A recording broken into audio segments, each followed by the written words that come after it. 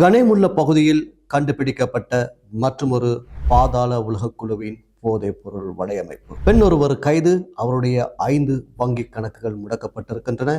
இவை தொடர்பாக இந்த காணொளியில் விரிவாக பார்க்கலாம்.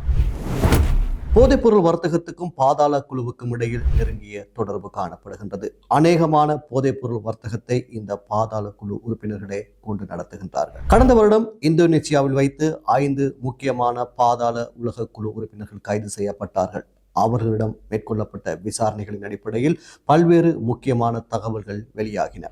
அதன் அடிப்படையில் பல்வேறு இடங்களில் மிகப்பெரிய அளவிலான போதைப் பொருட்கள் மீட்கப்பட்டன. பலர் கைது செய்யப்பட்டார்கள்.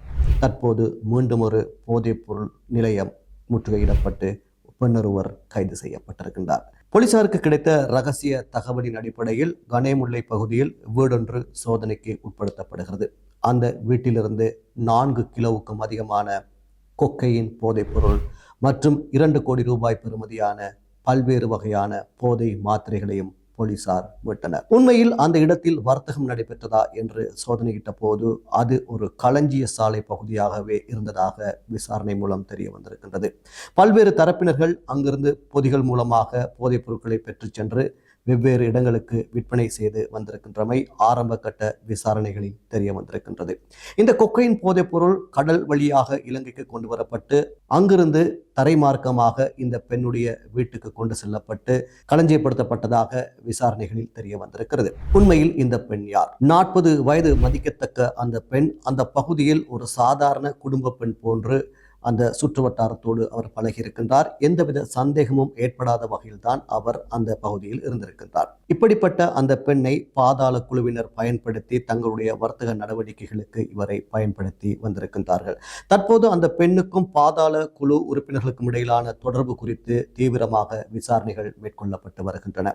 கனேமுல்லை பகுதியில் இருக்கக்கூடிய அந்த பெண்ணுக்கும் கனேமுல்ல சஞ்சீவவுக்கும் இடையில் ஏதாவது தொடர்பு இருக்கின்றதா என்பது பற்றியும் தற்போது விசாரணைகள் முன்னெடுக்கப்பட்டு வருகின்றன. இந்த பெண்ணிடம் மேற்கொள்ளப்பட்ட சோதனை நடவடிக்கைகளின் பின்னர் அந்த பெண்ணுடைய பல்வேறு வங்கி கணக்குகள் சோதனைக்கு உட்படுத்தப்பட்டிருக்கிறது. அந்த வங்கி கணக்குகளில் சுமார் 1 வார கால பகுதியில் 5 கோடி ரூபாவுக்கும் அதிகமான பண பரிமாற்றம் இடம்பெற்றிருப்பது கண்டறியப்பட்டிருக்கிறது.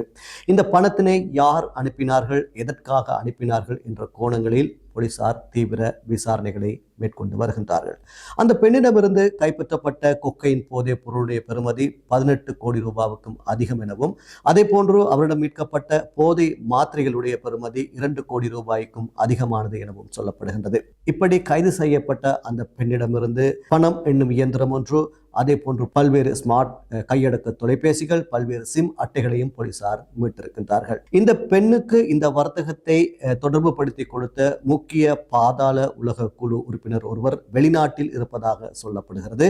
அவரை கைது செய்வதற்கான நடவடிக்கைகளையும் தற்போது போலீசார் மேற்கொண்டு வருவதாக தெரிவிக்கப்படுகிறது. உண்மையில் இந்த போதைப் பொருள் வர்த்தகம் இலங்கையில் மிகப்பெரிய பாதிப்பை ஏற்படுத்தி வருகின்றது. கடந்த காலங்களில் மிகப்பெரிய அளவிலான போதைப் பொருட்கள் கைப்பற்றப்பட்டன, பலர் கைது செய்யப்பட்டார்கள். ஆனால் இன்றும் போதைப் பொருளோடு தொடர்புடைய பலர் கைது செய்யப்படுகின்றார்கள்.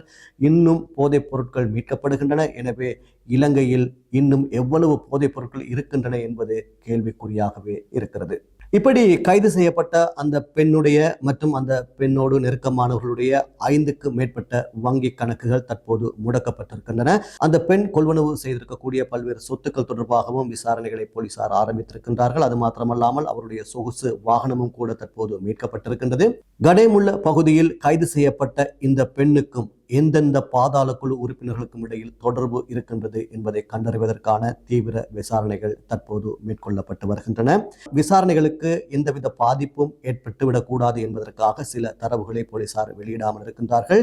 எதிர்வரும் காலங்களில் இந்த பெண்ணின் ஊடாக பல்வேறு அதிர்ச்சி தகவல்கள் வெளியாகக்கூடிய சாத்தியக்கூறுகள் இருப்பதாக சொல்லப்படுகிறது. எனவே அது போன்ற தகவல்கள் கிடைக்கப்பெற்றவுடன் மற்றொரு காணொளியில் உங்களை சந்திக்கும் வரை நன்றி, வணக்கம்.